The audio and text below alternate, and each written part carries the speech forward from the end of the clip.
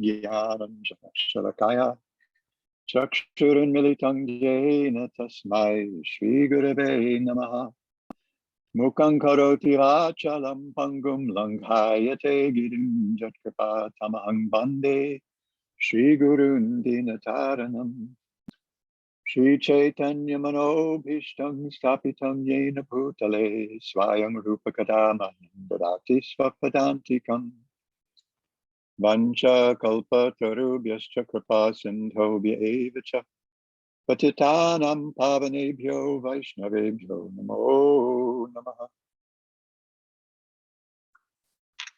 Namaha. Good morning, afternoon, and or evening, depending on where everybody is. This is our last session discussing the Rasa Panchadhyayi, or the 5 chapters that address Krishna's rasa dance with the gopis. And these are chapters 29 through 33 in the 10th canto. And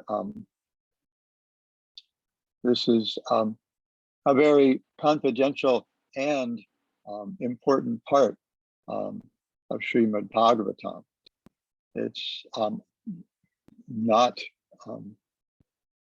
especially among those following the line of Bhaktivinoda Thakur and Srila Bhakti Siddhanta Saraswati Thakur. It's not something freely discussed, but we undertook this discussion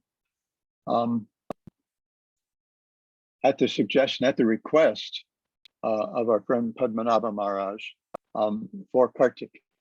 I noted the other day, the other evening here, when I was doing an online session of reading and discussing the Nectar of Devotion and the Bhakti Rasamrita Sindhu together with a few devotees. I had mentioned that I was chanting Gopi Gita, the 31st chapter, this chapter we discussed last week, with some younger devotees here. And one of my friends said, he found it interesting. He said that I think the way he put it was interesting, that you're reading Gopi Gita to these devotees. And I told him, no, I'm not reading Gopi Gita to anybody, but for, I don't remember how many years now, probably 10 or more years, I have made that part of my activities during Kartik. Kartik is Radharani's month, and so we add, at least my practice has been to add things to my sadhana for that month that are especially meant to make an appeal for Radha's mercy. And that has been among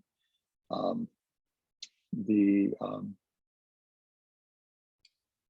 things that I have added to my practice during Kartik for, as I said, for several years. And this year, there are a few young devotees here at the Honolulu Temple who seem to have, I don't know, some affection for me, a little attachment for me. And so I asked them just before Kartik began if they would like to join me. And there are a couple who were quite faithful. One in particular who never missed a day, chanted with me every morning or evening, depending. We had to schedule it differently according to different things that were going on here at the temple especially during Kartik. And this one devotee never missed a night. Actually, I felt that this devotee followed the accepted the vrat with me. So I told him this is just something that that I do, and these other devotees, we just chant. It's a meditation. So we chant. We spend 15 minutes each day meditating on the gopis' magnificent kirtan, unparalleled kirtan, unparalleled glorifications of Krishna from so many different angles.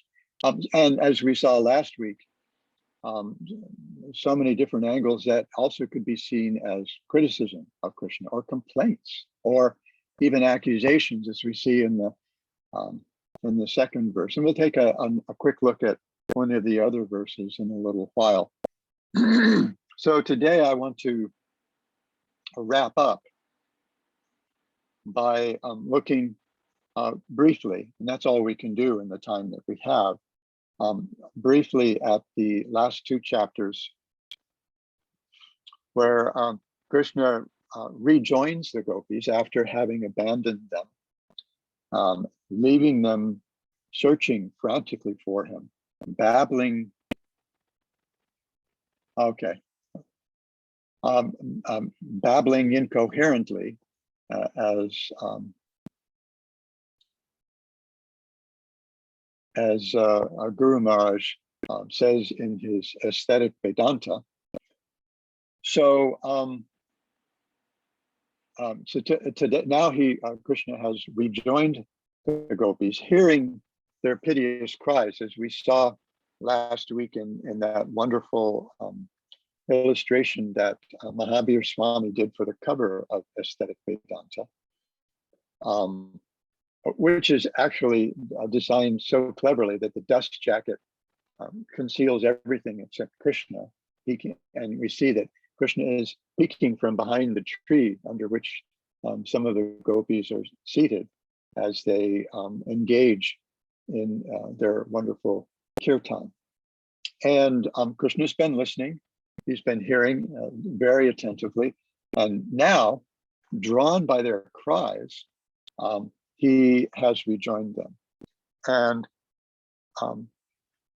they're, of course, very happy to see him. At first, they're so immersed in their tears that they're not aware that Krishna has actually rejoined them. And then, when everyone is able to collect themselves a little bit, the manjaris arrange a seat for Krishna by laying down their chadars and making a nice seat for him. And I think rather than excuse me, rather than read from the Bhagavatam too much from this section, although there are many wonders to discover there. Some of the verses are quite wonderful. But I thought, in the interest of time and considering our particular audience, which is composed of devotees who have an appreciation for our Swami Tripurari and his writing, I thought instead I would share the way he presents it in aesthetic Vedanta. And so I'll read a few paragraphs and maybe stop and discuss along the way, or we'll see how I feel. Maybe just discuss after I read this one section. So Krishna has been seated. Vrinda Devi has orchestrated everything, and everything is being arranged, and Krishna started to joke with the manjaris. Now, Swami Tripurari Maharaj writes, the manjaris of Radha, although very pleased with Krishna's talks, indicated that before the rasa dance could proceed, Krishna needed to explain himself. So we heard last week how upset the gopis were with Krishna for having lured them out into the forest in the middle of the night, and then having dumped them, having abandoned them, left them behind. First, going off with Radha, and then they found that Radha herself had been abandoned by Krishna. Now, no one's named in the verses, but we are able to see through the commentaries of our acharyas, such as Vishwanath Chakravarti Thakur, Srila Jiva Goswami, Srila Sanatan Goswami, the different behavior of the different gopis as they complain about Krishna. So now the gopis want the manjaris let Krishna know that he has some explaining to do. So with clever speech concealing their inner motive, the manjaris asked Krishna to answer a riddle concerning the nature of love. And that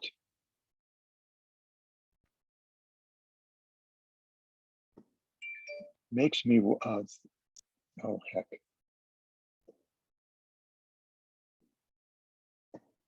It reminds me of a comment. I'm trying to remember where it is now.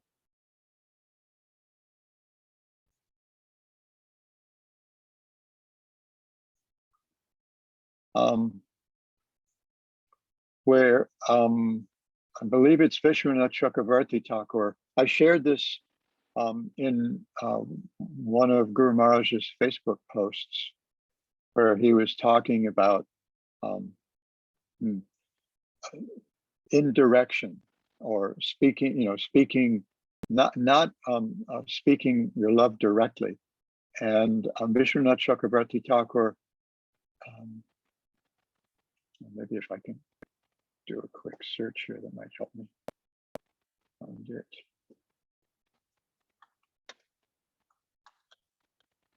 Such a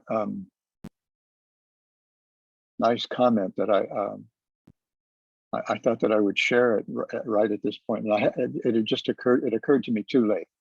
It didn't occur to me beforehand, but it occurred to me as I was reading this that we should hear this from Vishwanath Chakravarti Thakur.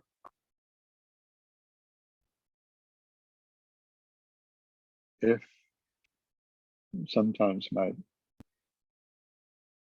PDFs need to be restarted in order to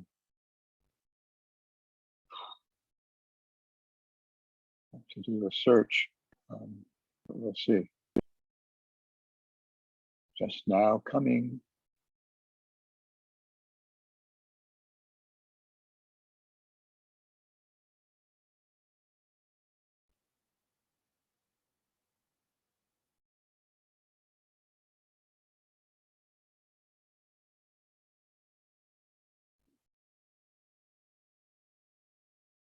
Looks like we're getting close.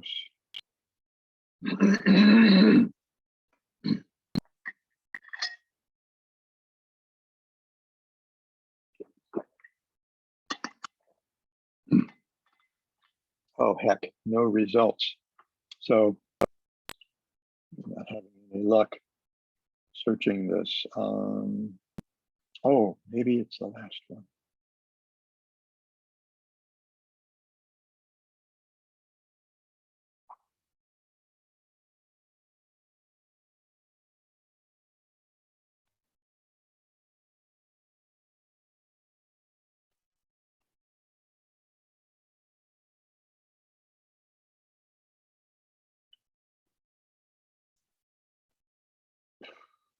Well, the idea is that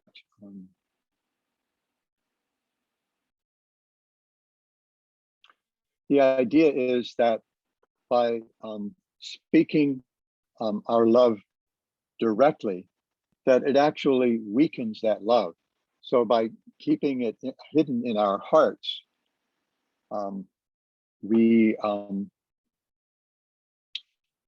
where the love continues to burn brightly, whereas if we let it out through the gateway of our mouth, then it becomes enervated, it becomes weakened. And so here the manjaris are speaking indirectly. So Guru Maharaj says, with clever speech concealing their inner motive, Radha's manjaris asked Krishna to answer a riddle concerning the nature of love. Many of us are familiar with this. The gopis asked about 3 types of lovers, yet Krishna responded, describing 7 kinds of love. Then he described the nature of his love for them, revealing in doing so the glory of their own love. The gopis said, some love only those who love them, while others love even those who love them not. Still others love neither those who love them nor those who do not. In questioning Krishna thus, the gopis wanted to know what kind of lover he was. Why had he not reciprocated their love, leaving them to search desperately for him in the night? And why had he abandoned even Radha? In answer, Krishna revealed that he left them only to shed light on the virtue of love, for which no appropriate reciprocation is possible. That love itself is the highest gain. Krishna said, those who love others only when others love very small. Dharma they know not, nor friendship do they call. Without perceiving self-benefit in love, they do not love at all. Those merciful, like parents to their children, love others even when they don't get love in return. Such lovers serve the truth of faultless religion. Self-satisfied, ungrateful, materially fulfilled, the envious, all these love neither those who love them nor those inimical. Why do I not reciprocate when others' love is true? I want that love to grow as one rich, then poor, desires wealth more so. You girls who for my sake alone left world, the Vedas, and your own, I left only that your love for me would grow. I never stopped loving you. Forgive me. Now you know just what your love has shown. The debt incurred I cannot pay in a life of Brahma's time. More than this, what can I say? Your love for me itself is more than I in mystic way. So Guru Maharaj continues the gopis, and so we know this last to be the famous Na Padayaham verse, where Krishna just admits that although he is promised in the Bhagavad Gita, Yeyatamang prapadyante tamstataiva bhajamyaham, that he will respond to our approach to him, both in the manner and to the degree with which we surrender.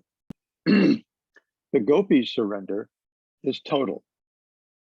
We saw that last week. We'll take another look at the 16th verse today to see just how they characterize the fullness of that surrender. The absolute nature of their dependence on Krishna. So Krishna is admitting here, I made this declaration in the Bhagavad Gita, speaking with my friend Arjuna. But you have challenged me with your love. Your love is so great that I simply cannot repay it. In fact, we know from hearing from Guru Maharaj and our acharyas that Krishna has marked their love as being so great, especially that of Radha, as being so great that it's beyond even his experience as Rasa-raj. We see that the very first word in the Bhakti Rasamrita Sindhu describes Krishna, Akila Rasamrita Murti, that he is the embodiment of all love. He can reciprocate all varieties of affection in the appropriate manner and to the appropriate degree. But when he was confronted with the depth of the gopis' love, and especially Srimati Radhika's love for him, he found himself stumped, stymied. He found himself not up to the challenge. And he found himself so intrigued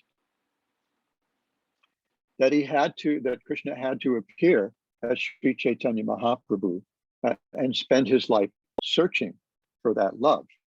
We see this in the 6th verse of Sri Chaitanya Charitamrita. And I remember reading that verse, maybe more than 50 years ago, because our temple president, Gaur-Sundar, had studied Bengali, and he was working with Srila Prabhupada on translating the Sri Chaitanya Charitamrita, but even back in the 60s. So he had some of that work with him in his office in Honolulu, and he shared some of this with me. And I remember, and I was, I'd been a devotee maybe for a year when I read that, and it just kind of like, well, it collapsed any conception I had of what Krishna consciousness might be, and something kind of new was born out of that. I mean, I was just, I was completely bewildered. I was stunned. I was kind of sitting there shaking my head, reading the verse over and over again, thinking, where in the world do you find something like this? What Guru Maharaj has described as the absolute truth undergoing an existential crisis. I'm Rasa-raj, I'm the connoisseur of all kinds of love and affection, but here's something that even I don't understand. Well, I can kind of understand it, it's meant for me, but it's certainly beyond my own experience. This love is more intense than anything I've experienced. So I have to come again in a way that I can experience that love. So Krishna appears as Sri Chaitanya Mahaprabhu, dressed in the complexion and the mood. Complexion often stands for the mood of Srimati Radhika, with the hope to taste that. And we see that he attained that, and he spent the last years of his life at the Gambhira at Kashi Mishra's home in Puri, immersed in that love. I mean, that love is so intense that even Chaitanya Mahaprabhu couldn't really deal with it. So the gopis questioned Krishna with a view to understand his love for them.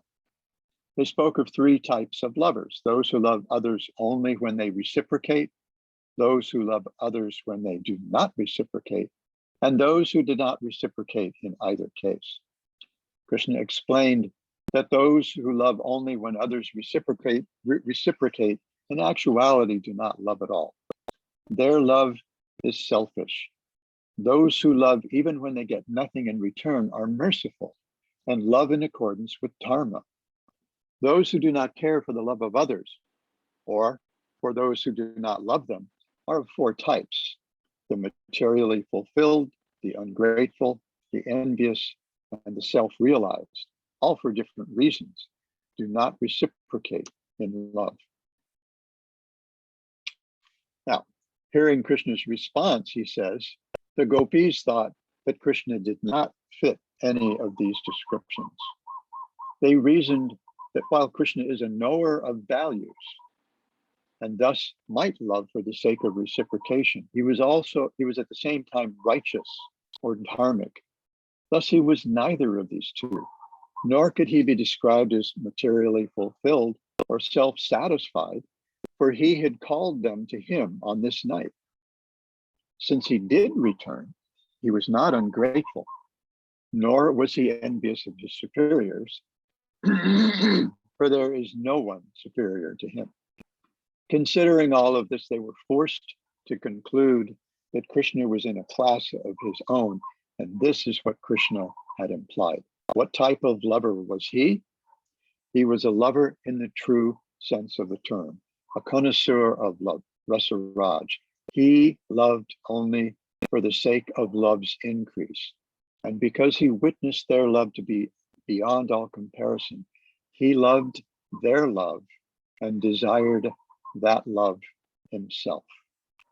Krishna revealed the glory of the gopis' love, which he himself bowed to.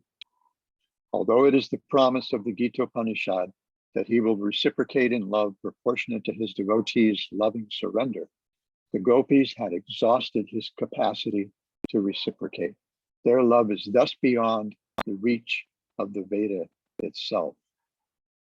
Conquered by their love, Krishna, the supreme Vedantist, admitted that their love is more worshipful than even he is. The attainment of such love is thus the zenith of transcendental culture. Witnessing the glory of this love while hiding, Krishna himself desired to experience it. Therefore, herein we find the acme, the high point of the love life of Absolute, a union between the energetic source and energy that produces further dynamic expression. And this expression is Sri Chaitanya, a descent of Krishna in the ecstasy of Radha. Shama, the color of love, became fair, the color of compassion, when Krishna desired to experience Radha's love.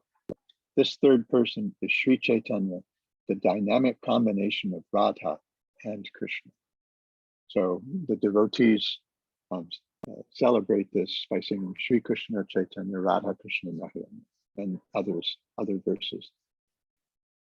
Through Sri Chaitanya's followers, the secret of this love can be known by all. So this is a very confidential matter.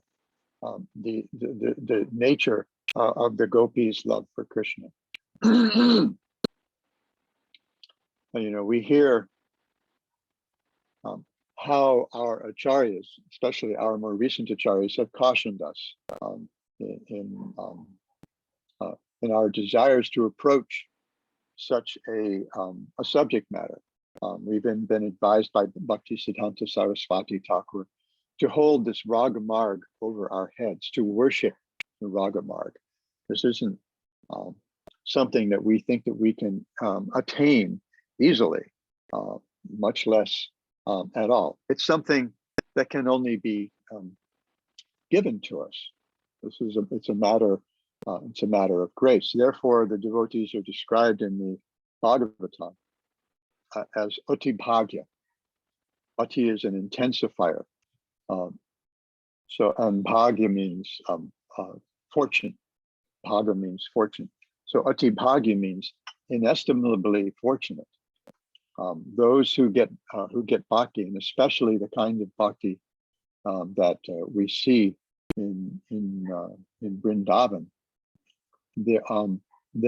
such souls are extremely rare and exceedingly fortunate, just beyond fortunate. So the measure.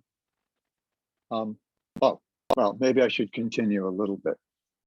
So after the discussion, as we know, the rasa dance begins, and it goes on. It goes on beyond time, as we read in the Bhagavatam. And then at a certain point, the gopis engage in the pastimes of being tired by the rasa dance. So they engage in sporting with Krishna in the Jamuna River. And then afterwards, they sit together and they have some talks. And this is, we can read these things in Srila Prabhupada's Krishna book. We can read them in the 10th canto of the Bhagavatam. But I kind of want to focus on the essence of this, that we've, this is something that I brought out as my the theme that I see in the Rasa Panchadhyayi, an aspect of Sharanagati. So when we previously discussed, gosh, what were we discussing before this? We were discussing the Govardhan Lila, I think, and I mentioned that this was for me, it seems to typify, seems to highlight the Rakshasha Titi Vishvasa and Goptrutve Vadanan aspects of the angas of this, among the 6 angas of Sharanagati. The conviction that Krishna will protect us in all circumstances, and accepting Krishna as our, as our exclusive maintainer. And what I see here in the Gopis' surrender to Krishna during the Rasa-lila is Atmanikshepa or Atmanivedana, complete self-abandonment. Srila Prabhupada often translates that as giving up all interest other than the Lord's interest. So we saw last week in the 15th verse of the Gopi Gita, or the Gopis sang, Atati yad bhavan adnikananam truti yugayate tvam apashatam kutila kuntalam shri mukham chate jaro dikshatam pakshma kundasham. When, oh, that's the wrong verse. That's not the first sentence. Oh, I was actually thinking of the 16th verse, but there was something in the 15th verse that I meant to point out last week that that occurred to me in conjunction with the classes that we have here at the temple. We had been reading the 11th chapter of the 3rd canto. So this is calculation of time from the atom, and so we see these different calculations of time, starting from these very small particles of a second, one of which is a truti. And I don't remember now just which tiny fraction of a second a truti is. But it's something that, we may be able to measure with our atomic clocks or something like that. But it's a very small measurement of time. And here the gopis are saying Truti Yugayate. We see that as a yuga. We see that as an age of Brahma, as a lifetime of Brahma. If you go off to the forest, even a truti becomes like a yuga for us because we can't see you. But in the 16th verse, they say, Patisutan Vaya Bhratribandhavan Ati Vilankyate Tyachutagataha Gati Vidastavod Gita Mohita Ketava Yoshita Kastyajin Nishi. Dear Achyuta, you know very well why we have come here. Who but a cheater like you would abandon young women who come to see him in the middle of the night, enchanted by the loud song of his flute? Just to see you, we have completely rejected our husbands, children, ancestors, brothers, and other relatives. So the gopis are making it really plain to Krishna. This is, you're clearly a cheater. You've called us out. You've moved us to give up everything that's important to a young woman. Husbands, children, the ancestors, the brothers, the reputation of our village, everything. The sound of your flute, hearing that 5th note, especially of your flute, in which each gopi heard her own name. We hear this from Guru Maharaj frequently, in which each gopi heard her own name. And then they rushed out into the forest, and who did they find? They found each other. They found their group. They found their crew. And it's such a wonderful thing. And here they are, they're complaining to Krishna.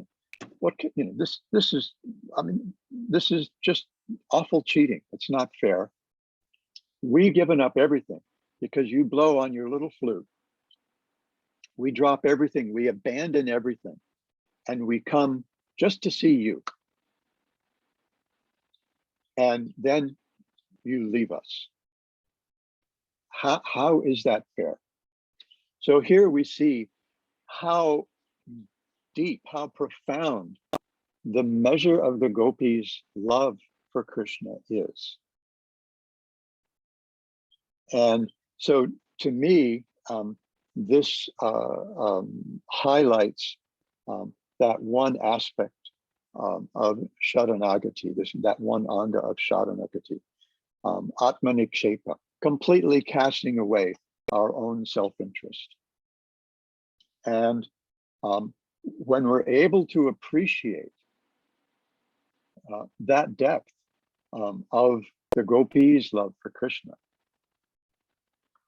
then we may find, and that will happen simply by the grace of the guru and the other devotees of our different gurus, our Diksha Guru and our Shiksha Gurus, even our Vartma Pradarshika Guru. I was just reflecting this morning on the different devotees by whose mercy wherever that is, I am where I am devotionally. To the extent that I have some appreciation for what Bhakti Yoga is, that is the responsibility, that is to the credit of, probably a long list of devotees that I probably wouldn't be able to complete because being such an ingrate myself, I may not be able to remember all the devotees whose kindness has brought me at least as far as I have might have come. So so this is, in a sense, the very essence of the Srimad Bhagavatam. This complete self-surrender, complete throwing away. Nikshepa means like throwing away, just rejecting, completely turning your back on our own self-interest. So Srila Vishwanath Chakravarti Thakur has summarized the essence of Lord Chaitanya's teachings in a verse from a commentary often referred to as Chaitanya Manjusha or Chaitanya Mukta Manjusha. Manjusha means treasure chest, just like many years ago Guru Maharaj published a little book called Kirtan Manjusha, which was a collection of all the songs that Srila B.R. Sridhar Maharaj, Bhakti Rakshak Sridhar Dev Goswami Maharaj wrote in Sanskrit and Bengali. And so this, we actually see just this in this verse, it's alone is a sort of treasure chest of Sri Chaitanya's teachings. So Vishwanath Chakravarti Thakur writes, Aradhyo Bhagavan Brajesha Taniyas Tadhama Vrindavanam Ramya Kachirupasana Brajavadhu Bargena Ya Kalpita Srimad Bhagavatam Pramanam Amalam Prema Pum Artho Mahan Sri Chaitanya Mahaprabhu Matam Mitam Idam Chatradaro Napara. So Aradhyo Bhagavan, the highest Aradhyo Bhagavan Brajesha, the highest object of worship, our object of worship is Bhagavan, Brajendanandana Sri Krishna. He is our only worshipable object. And Tadhama, Vrindavanam, as well, his own abode, Sri Vrindavan Tham, is as worshipable as he. And then the second pada of this verse, Srila Prabhupada cited a number of times. Ramya Kachirupasana Brajabadhu Vargena Ya Kalpita. The mood, the method of worship, sometimes Srila Prabhupada would say, conceived of, and certainly, as we see here in the Rasa-lila, executed by the young women of Vrindavan, the Brajabadhus, the young women, young brides, it could be, but Badhu can also mean young women. So the young gopis of Vrindavan. This is the highest perfectional stage of love of God. Ramya Kachi Dupasana Brajabadhu Vargena Yakalpita. And Srimad Bhagavatam, Amalam Pramanam, Pramanam Amalam. Srimad Bhagavatam is the Amalam, the purest evidence of what the goal of human life is, what the real goal of human life is. So then he takes us, and Prabhupada also cited the last part of this pada as well, this half a line of this verse, Prema Pumarto Mahan. So this takes us beyond the four Purusharthas, the four values or goals, four things valued by human beings: Dharma, Artha, Kama, and Moksha, which, as we know, Krishna exhorts us to abandon, completely abandon at the end of the Bhagavad Gita. Sarva dharman parityajya. Parityajya means to completely renounce, completely reject.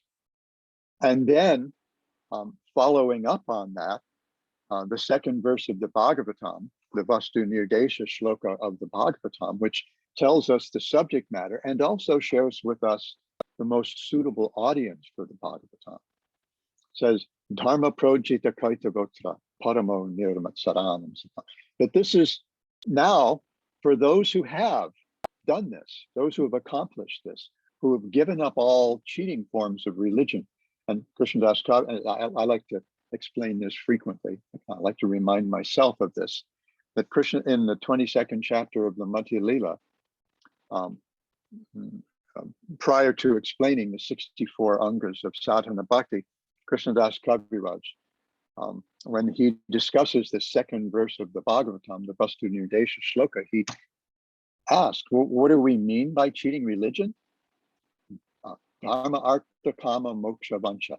Any dharma, any religion, any sense of duty based on self-interest, any kind of self-interest, whether it's becoming virtuous, enjoying the fruits of that virtue, which may be material progress, and the Kama actually enjoying those fruits of that material progress, or once we understand that the whole thing is a scam, that the whole thing is just well, it's a cheat, then we want liberation, then we desire release from our suffering. But these are all about me. But here we see the gopis, their love is all about Krishna.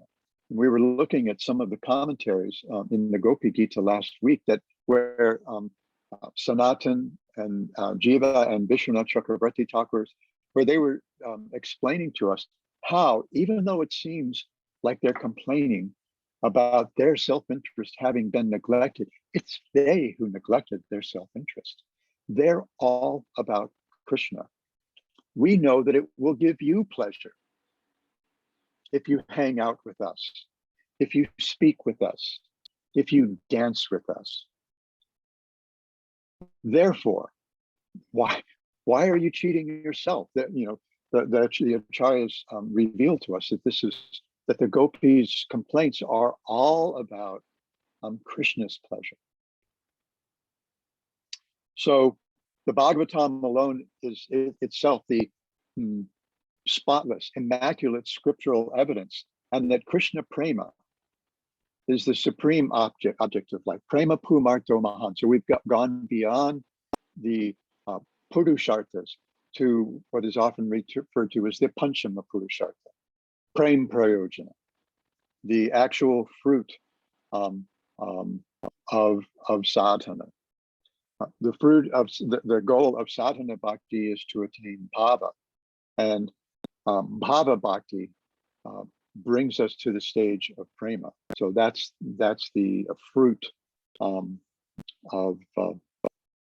bhava bhakti. So we were talking. Yeah, when I was speaking about how bhakti is the greatest thing of all, and this is the apex, the high point of bhakti, the kind of love conceived of and demonstrated by the gopis of Vrindavan. So this is terribly confidential business. And then Vishwanath Chakravarti Thakur says, Sri Chaitanya Mahaprabhu Matam idam tatradaro na paraha. In our opinion, and in the opinion of Sri Chaitanya Mahaprabhu, we understand, these are the teachings of Sri Chaitanya Mahaprabhu, and following him, we see that there is nothing, there is no other conclusion that can be reached by followers of the Bhagavatam. This is the actual goal of human life. Human life is meant for bringing us to the point of complete self-abandonment so that we can appreciate the depth of the love that the residents of Vrindavan have for Krishna. I sometimes mention the evening Nectar of Devotion Bhakti Rasamrita Sindhu classes that I have online with a small group of devotees. There are usually not more than 6 or 7 of us. We've been doing this for some time. We just finished on Monday. We just finished the chapters in Nectar of Devotion and the chapter, the second chapter, I believe, of the section of the Bhakti Rasamrita Sindhu. Anyway, the chapter on Prayo Bhakti or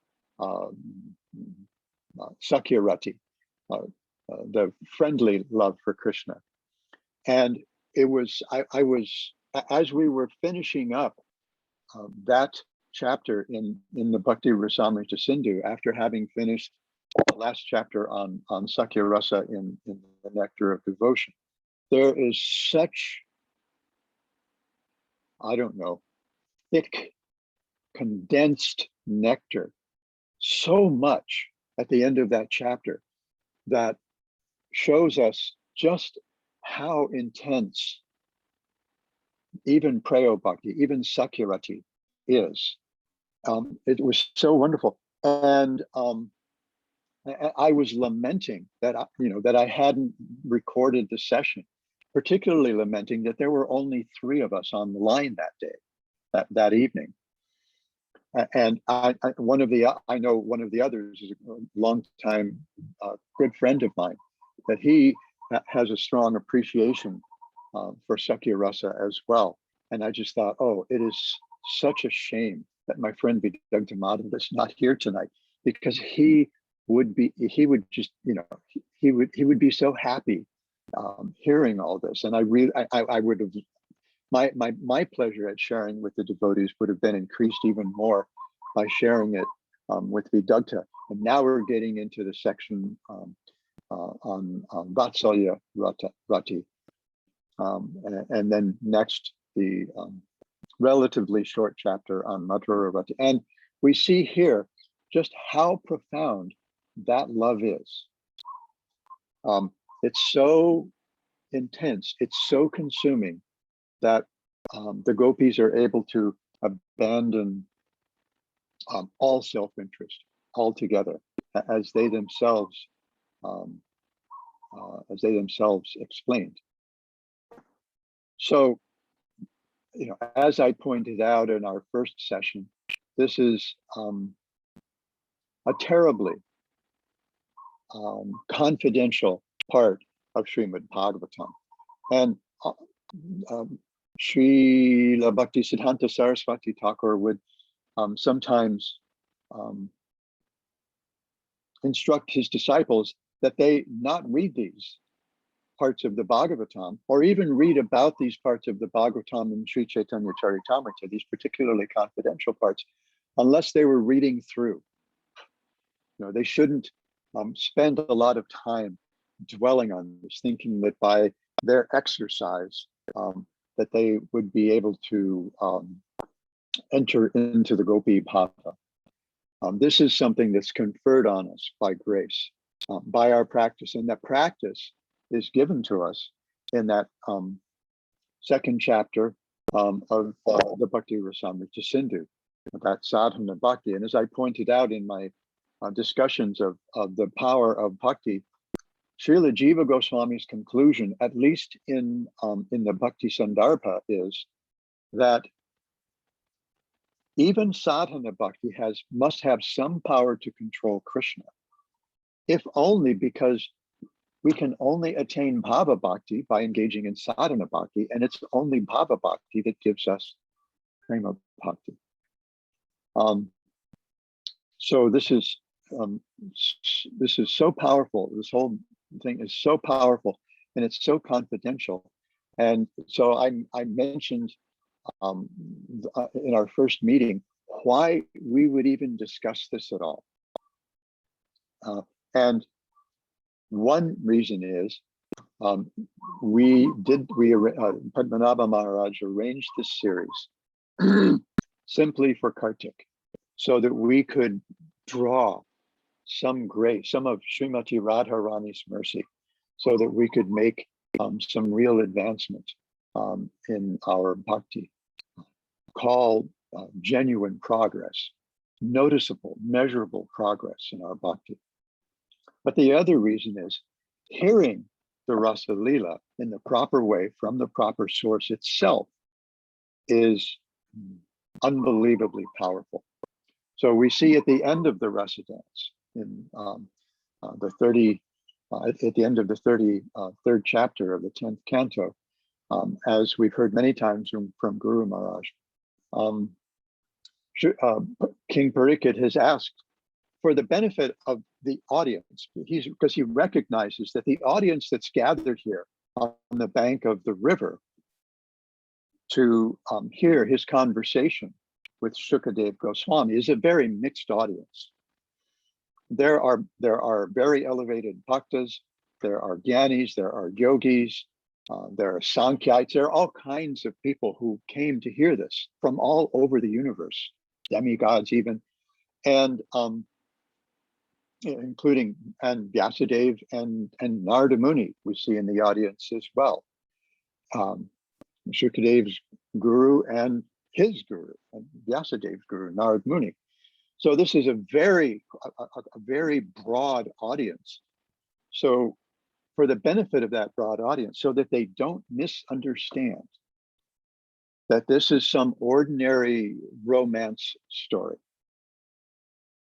and that they can indulge their own mundane romantic fantasies by contemplating Krishna's rasa dance with the gopis. He asks, how is it that Krishna, the embodiment of Dharma, can do such a strange thing as spend the night with young women, many of whom are already married to somebody else? And so Shukadev Goswami says, well, you have to understand that actually we're talking about the pastimes of the Supreme Personality of Godhead. And in the last verse of the Rasa Panchajayi, he explains it like this: Vikriditam Brajabadhurbiridam Chavishno Shradhan Bitonushrunuyad Atavarnayadya Bhaktim Param Bhagavati Pratilabhya Kaman Hridrogam Apahinotya Chirena Dhiraha. Anyone who faithfully hears or describes the Lord's playful affairs with the young gopis of Vrindavan. This is described as Vikriditam Vishnu. The Lord's, and these are the Lord's playful pastimes with the young gopis of Vrindavan, will attain the Lord's pure devotional service. Thus, he will quickly become sober and conquer lust, the disease of the heart. Hearing properly about the Rasa-lila, hearing with faith, with humility, shraddhanvita, faithfully. That means hearing with submission, with humility, and hearing from someone, hearing from someone who's able to present it in a way that it will purify us, someone who actually understands. that this will purify us even of the lust that binds us here to this material world. So today here in the US, today is celebrated as Thanksgiving Day. It's one of the big holidays on the American calendar, and it's different people have different views of what Thanksgiving should be. It's supposedly a celebration of some mythical cooperation between the locals of North America, especially of New England, and these interlopers who apparently, made it through the previous year only with the help of the local folks, the indigenous Americans, First Nations, however we may call them. But I think more broadly, and more to the real point of the interest of human life, is that it's a day of acknowledging the gratitude we feel for all the blessings that we get. And so I want to begin this day by acknowledging my gratitude for those of you who've joined me in discussing the Rasa Panchadhyaya, to my dear friend Padmanabha Maharaj for engaging me like this, and of course to all my gurus, especially to our Swami Tripurari, and to my own beloved Divine Master, His Divine Grace, A.C. Bhaktivedanta Swami Prabhupada, for bringing these topics to our attention in a way that that we may sit down, let our ears and our hearts perk up enough that that we will take notice and benefit gradually from hearing faithfully about these things. And I accept the invitation to discuss these things with the devotees as a way of trying to repay a debt that's impossible to pay from my gurus and from all my spiritual benefactors especially. And so I thank you all so very much for joining me in this little journey this past month in observance of Sri Radha's month of Kartik. Oh, it's the bottom of the hour, so I should stop here and see if there are if there's any discussion, any comments or questions. Because we didn't have an interpreter today, our audience has been pared down. And so again, we're a very small, intimate group. So any questions or comments? Hopefully comments. I'm not sure how well I can deal with questions on subject matter like this.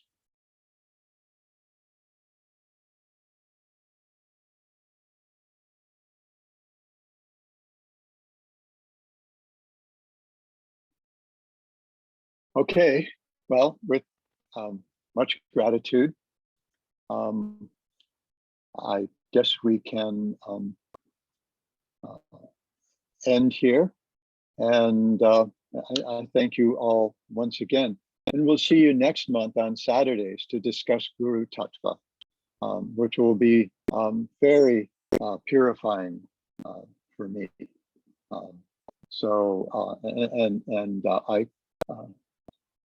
I look forward to seeing, and that'll be Saturday morning, so we may have a completely different audience. Although we know Shamananda and Sakyarati will always be there. They'll be my hosts. I have so many wonderful devotees whose affection for me is hard for me to explain. When they tell me what they see in me, I think, and it's the same with some of the devotees here. And I have, I think, pretty close relationships with some of them, like Sham and Sakyarati. Sakyarati and I, there's like this immediate thing, we just started sharing our hearts with each other. And she insisted the moment we met in Prague, we were walking around Prague, and she insisted on carrying my backpack, although the only things in my backpack were my passport and my wallet. And I said, I'm not that old, and I think I can manage. And she badgered me until I relented and let her do that. And she has been taking care of me. She and Shamananda has been such a wonderful friend for so many years, such a source of delight. So I feel very close to particular devotees. Also, our friend Rasa-lila in Poland. She and I became, we developed a kind of closeness during the 3 months that she spent at Madhuvan a few years ago. And I'm very happy to see that she's now very nice. Her life is very nicely situated, and she, out of her kindness, out of her very soft, warm heart, has attributed that in part to me, and I'll accept that. What can I say? I don't have a clue how other people see me, except for what they tell me, and I have to accept that also with so much gratitude. So we'll see you Saturdays next month to discuss Guru Tattva, a topic near and dear to all our hearts. Thank you so much. Hare Krishna. Hare Krishna. Thank you. Maharaj, there are a few comments in the chat, just so you see. Oh, okay. Let me take a quick look and see what we got. Oh, well, what I see is thank you. Is there something beyond that? What can I say? Yeah, thank you from 3 people.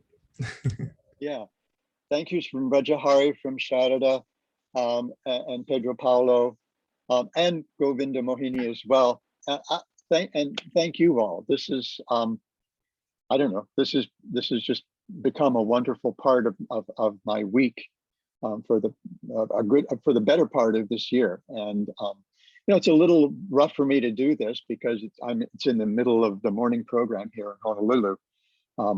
But I make no excuses about being late when I show up. I just shrug and say, what can I say? Devotees have engaged me in discussing Hari Katha with them. How can I refuse?